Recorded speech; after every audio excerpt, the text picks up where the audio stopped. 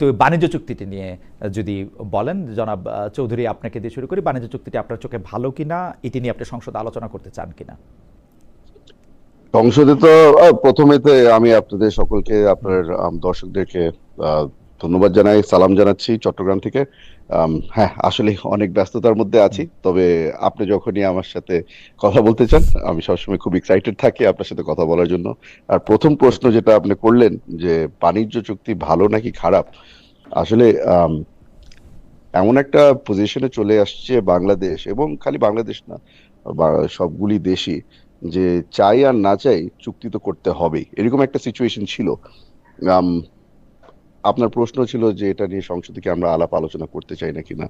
আহ, আমি আমার personal position থেকে আপনাকে বলতে পারি যে এত বড় ধরনের ডিসিশন যেটা পুরো বাংলাদেশকে এফেক্ট করে, আমার মনে হয় যে এটা নিয়ে ডেফিনেটলি সংসদে আলাপ আলোচনা করা উচিত।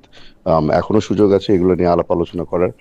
তবে ভালো নাকি খারাপের মধ্যে যদি আমি ফিরে আসি, কিভাবে দেখতে চান?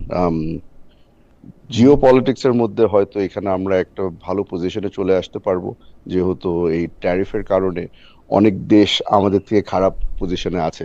তো ওই র্যাঙ্কিং হিসাবে যদি দেখতে চান তাহলে এটা একটা ভালো জিনিস বাংলাদেশের জন্য। তবে কিছু কিছু ক্লজ আছে এটার মধ্যে যেটা বাংলাদেশকে ডেফিনেটলি একটা উইকেন্ড পজিশনে ফেলে দিচ্ছে। প্রবলেমটা হলো যে যখনই আমরা কোনো দেশের সাথে নেগোশিয়েট করি, আমরা সবসময় চেষ্টা করি নেগোশিয়েট করতে from a position of strength. আমাদের ওই পজিশনটা ছিল না। তার সাথে সাথে একটা জিনিস যোগ করে দিতে চাই, এই চুক্তি যখন সই করা হয় তখন বিএনপি ক্ষমতায় ছিল না। এটা আমাদের এক ধরনের ইনহেরিটেন্স। তো আম, যেটা পেয়েছি ওটা নিয়ে কাজ করতে চেষ্টা করছি। আমি মনে করি যে এখনো কিছুটা সুযোগ আছে সংশোধন করার।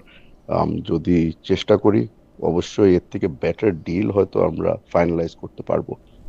জনাব চৌধুরী, আপনি মনে করেন যে এটা সংসদে এটা আলোচনা হতে পারে বা আলোচনা হওয়াই উচিত, কিন্তু স্বাভাবিকভাবে আমি আপনার কাছে একটি প্রশ্ন করতে চাই যে আপনাকে আমি যতটুক জানি, ততটুক জানার ক্ষেত্রে আমার কাছে মনে হয়েছিল যে এই চুক্তিটি যে মানে আপনারা যে নির্বাচনে অংশগ্রহণ করেছেন 12 তারিখ, তার আগে যে 9 তারিখে করা হচ্ছে সেটি নিয়েই আপনার সূক্ষ্ম বুদ্ধি দিয়ে অনেক প্রশ্ন তোলার কথা। যেমন আমি প্রশ্ন তুলছি যে এটা কি কোনো টাইম বাউন্ড ছিল কিনা, 20% থেকে 19% নিয়ে আসাটা এত জরুরি ছিল কিনা, আমরা আসলে 1600 সামথিং পণ্যের ফলে 6160টি পণ্য ঢুকতে দিলে, এই ব্যাপারগুলি আসলে আপনাকে খুব আলোড়িত করছে কিনা, নাকি আপনি এটি মানে মানে আপনি এটা সমস্যাটা কি সহজে সহজে যেতে দিচ্ছেন?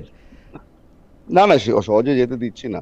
জি। আম, আমরা যেই চুক্তিটা, সরি আমরা না, অন্তর্বর্তীকালীন সরকার যে চুক্তিটা সই করেছিল, আম, ওই ওই চুক্তিটা নিয়ে যখন আলাপ আলোচনা হচ্ছিল, আমার তো মনে হয় যে এত বড় একটা ডিসিশন নেওয়ার সময় আমাদের সাথে একটু অন্তত কনসাল্ট করে নিলে হয়তো ভালো হতো। ওনারা ডেফিনেটলি খুবই এক্সপিরিয়েন্স ব্যক্তিদেরকে ব্যবহার করে চুক্তিটা সই করেছে, নেগোশিয়েট করেছিল। কিন্তু আহ, এটা তো পুরো বাংলাদেশই জানতো যে পরবর্তীতে যেহেতু একটা ইলেক্টেড গভর্নমেন্ট আসবে, ওটা যেই হোক না কেন, আমরা হতাম অথবা যদি লাক জামাত যদি ইসলামী ফেভার জোট করতো হতো, হয়তো জি। জামাত ইসলামী হতে পারতো। তা এই দুটা দলের সাথে আমার মনে হয় যে আলাপ আলোচনা করার পরে যদি চুক্তিতে সই করা হতো তাহলে আমরা মনে করি এই আমি আর আপনি যে কনভারসেশনটা আজকে করছি এটা আর করতে হতো না।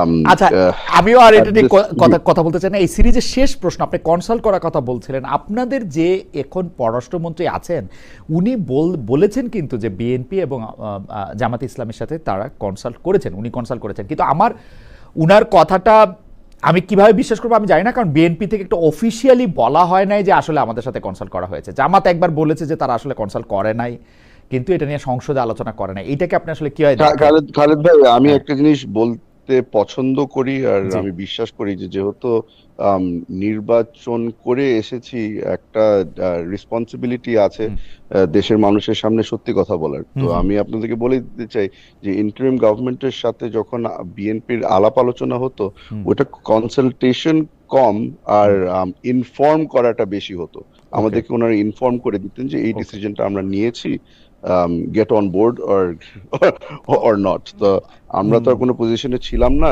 টু পুট এনি প্রেশার, তো আমরা ওকে। শুনতাম ওনাদের কথা। তো এটাই এটাই রিয়ালিটি। আপনাকে অনেক ধন্যবাদ জনাব চৌধুরী। আমি একটু জনাব আমিনের কাছে আসি একই প্রশ্ন নিয়ে। জনাব আমিন, আমি এই প্রশ্নটার মধ্যে শুধু একটু লেজ যুক্ত করতে চাই। আমাদের অনুষ্ঠানে আমাকে মানে কথা বলতে আরেকজন সংসদ সদস্য এসেছিলেন, রুমিন ফারহানা ব্যারিস্টার। উনি বলেছেন যে উনি বিষয়টি নোটিসে আনতেন, কিন্তু 5জন সংসদ সদস্য পাওয়ার মতো, মানে সরকারি দল তো সরকারি দল, বিরোধী দল থেকেও বা এনসিপি থেকেও তিনি 5জন পান নাই। সংসদে এটি আলোচনা হওয়া উচিত কিনা, চুক্তিটি আপনি ভালো বা মন্দ কিরকম দেখেন? জনাব আব্দুল আল আমিন। ধন্যবাদ খালিদ ভাই, ধন্যবাদ হুমাম ভাই, এবং দর্শকদের ধন্যবাদ। আমি এখানে যেটা বলবো সেটা হচ্ছে, অবশ্যই যে কোনো আন্তর্জাতিক চুক্তি আসলে আমাদের পার্লামেন্টে কনসাল্ট হওয়া উচিত, ওপেন হওয়া উচিত। আমরা কিন্তু এর আগেও আমাদের পজিশন নিয়েছি। জুলাই আমরা যখন ঐক্যমত কমিশনে কথা বলেছি, তখনও আমরা বলেছি যে চুক্তিগুলো নিয়ে পার্লামেন্টে আলাপ হইতে হবে, এবং উচ্চকক্ষেও এটা আলাপ ছিল, উচ্চকক্ষেও চুক্তিগুলো নিয়ে আলাপ হবে। আমরা ওই পজিশনে আছি। সেই সাথে আমরা যেটা মনে করি যে এই চুক্তিটা একদম, আমরা যখন আমি এবং হুমাম ভাই দুইজনই ইলেকশনের একদম 11th আওয়ারে খুব দৌড়াদৌড়ির মধ্যে ছিলাম এই চুক্তিটা যখন হয়, এবং আমরা সবাই দৌড়াদৌড়ির মধ্যেই ছিলাম। তো এইরকম অবস্থায় চুক্তিটা হয়েছে, ওই হিসেবে আমরা রাজনৈতিক দলগুলো আসলে খুব বেশি ইনফর্ম ছিলাম না। কনসাল্টেন্ট তো আসলে ওই ধরনের প্রশ্নই আসে। আরো একটা গুরুত্বপূর্ণ বিষয়, জনাব আব্দুল আলমিন, আমি আপনি কন্টিনিউ করবেন, আমি থামাই। আমি একদম ড্যাম শিওর, কারণ ওই সময় আমিও ঢাকায় 9 তারিখে, না আমি 10 তারিখে ঢাকায় গেছিলাম। 9 তারিখে যখন এই চুক্তিটি স্বাক্ষর হয়, তখন বোধহয় আমি ঢাকা যাচ্ছি আর কি। আপনারা অসম্ভব ব্যস্ত ছিলেন, কারণ আমি আমি আমি জানি যে, মানে আমি আসলে হুম্মামের সাথে 2-1 বার কথা বলার সুযোগ হয়েছিল। আমি জানি যে ও আক্ষরিক করতেই দৌড়াইতেছিলেন, এবং অন্যান্য সংসদ সদস্যরা সেই সময় দৌড়াদৌড়ি করতেছিলেন। হ্যাঁ, এটা খুবই গুরুত্বপূর্ণ পয়েন্ট বলছেন। জি ভাই, কারণ ওটা মনে করেন যে 9 তারিখ কিন্তু প্রচারণার অফিশিয়ালি শেষ দিন, right right last 24 hour, right. তো লাস্ট 24 আওয়ার্সে আসলে যেই আমরা প্রার্থীরা যেই রাশে থাকি, এটা আপনি ইলেকশন আপনি অনেক বছর দেখছেন। হুমাম ভাই তার ফ্যামিলির লিগ্যাসি ইলেকশনের উপরে, উনি জন্মের আগে থেকে তার ফ্যামিলি হচ্ছে প্রজন্মের পর প্রজন্ম ইলেকশন করে আসা ফ্যামিলি। তো ইলেকশনের মানে শেষ দিন প্রচারণায় আমরা যে ইয়েতে থাকি, তখন আসলে পলিটিক্যাল পার্টিজ বা আমাদের আসলে কনসাল্ট করার ওই পজিশন থাকে না। তো এত 11th আওয়ারে এই চুক্তিটা করা প্রয়োজন মনে হইলো। আমাদের মনে হয় যে এটা আরো বিশ্লেষণ এবং আলোচনার দাবি রাখে। এবং অবশ্যই সেই জায়গায় আমিন, আমার একটা প্রশ্ন হচ্ছে, আপনারা কি এটা দলের মধ্যে আলোচনা করলেন যে কেমনি এরকম একটা চুক্তি এই তত্ত্বাবধায়ক বা অন্তর্বর্তীকালীন সরকার করলো ইলেকশনে মাত্র 3 দিন আগে, বা আমাদের কি করা উচিত এই চুক্তিটার ব্যাপারে কথা বলার জন্য? আমাদের কিন্তু, হ্যাঁ, আমাদের দলের মধ্যে এটা নিয়ে আলোচনা আছে। আচ্ছা, এবং আমরাও কিন্তু দলগতভাবে পজিশন নিছি। আমরা ঐক্যমত কমিশনেও পজিশন নিছি যে চুক্তি ওপেন হইতে হবে, পার্লামেন্টে আলোচনা হইতে হবে। রাইট, কিন্তু এটা কিন্তু আমাদের ব্যাপারে পজিশন। আপনাদের এই চুক্তিটা, এখন এই চুক্তিটার ব্যাপারে আমি বলি স্পেসিফিক ভাইয়া। হুমাম ভাই একজন ফ্রাঙ্ক মানুষ, আমিও ফ্রাঙ্কলি বলতে চাই, খুব বেশি পলিটিক্যাল মারপ্যাচে যাইতে চাই না।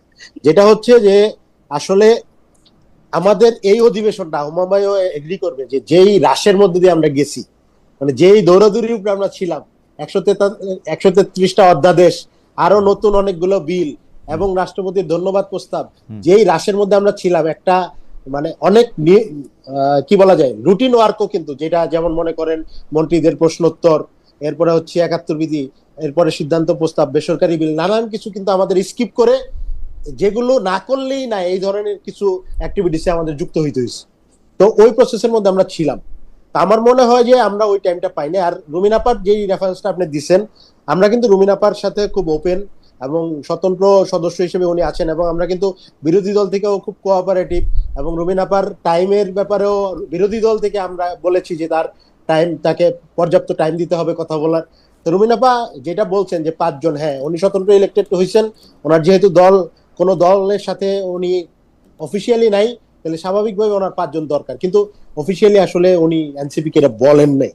তো আমাদেরও, হ্যাঁ, আমাদের জায়গা থেকে যেটা আমরা মনে করি যে এই রাইস টার্মটা আমরা পার করেছি, ওই অধিবেশনে আসলে আলোচনার ওই সুযোগটা আমরা পাই নাই। কিন্তু আমি মনে করি অবশ্যই আলোচনা হওয়া উচিত, কারণ এটা একটা নিরাপত্তার ইস্যু, এটা রাষ্ট্রীয় স্ট্রেংথের ইস্যু, এটা হচ্ছে আমাদের, আমরা বারবার বলেছি আমাদের চুক্তি হবে, আমরা ভারতের সাথেও আমরা সম্পর্ক চাই, আমরা চীনের সাথেও সম্পর্ক চাই, আমেরিকার সাথে সম্পর্ক চাই, আমরা ওপেন, কিন্তু মর্যাদার প্রশ্নে আমাদের সম্পর্কটা হবে। আমরা অতীতে দেখছি যে সম্পর্কগুলো হচ্ছে যেমন ভারতের সুজাতা সিং আইসা ইলেকশন ডমিনেট করে গেছে, এই ধরনের সম্পর্ক আমরা চাই না। এখানে আরেকটা কথা আমি যুক্ত করতে চাই, একটু যুক্ত করে ফেলি, সেটা হচ্ছে যিনি পররাষ্ট্র উপদেষ্টা ছিলেন, বেসিক্যালি যিনি এখানে কি মেকার ছিলেন, উনি কিন্তু পরবর্তীতে পররাষ্ট্র মন্ত্রী হিসেবে, নিরাপত্তা উপদেষ্টা পররাষ্ট্রমন্ত্রী হয়েছেন। জি হ্যাঁ, নিরাপত্তা উপদেষ্টা, উনি পররাষ্ট্র মন্ত্রী হয়েছেন। তো ওয়ান কাইন্ড অফ এটা মনে হয় আমাদের কাছে, কোনো কনস্পাইরেসিতে যেতে চাই না, কিন্তু ওপেন মনে হয় যে আসলে বিএনপি জিনিসটারে ওন করেই এই জিনিসটা ওনাকে ওন করছেন, কারণ বেসিক্যালি বলা হয় যে উনি এই পুরো ব্যাপারটা ডিল করছেন।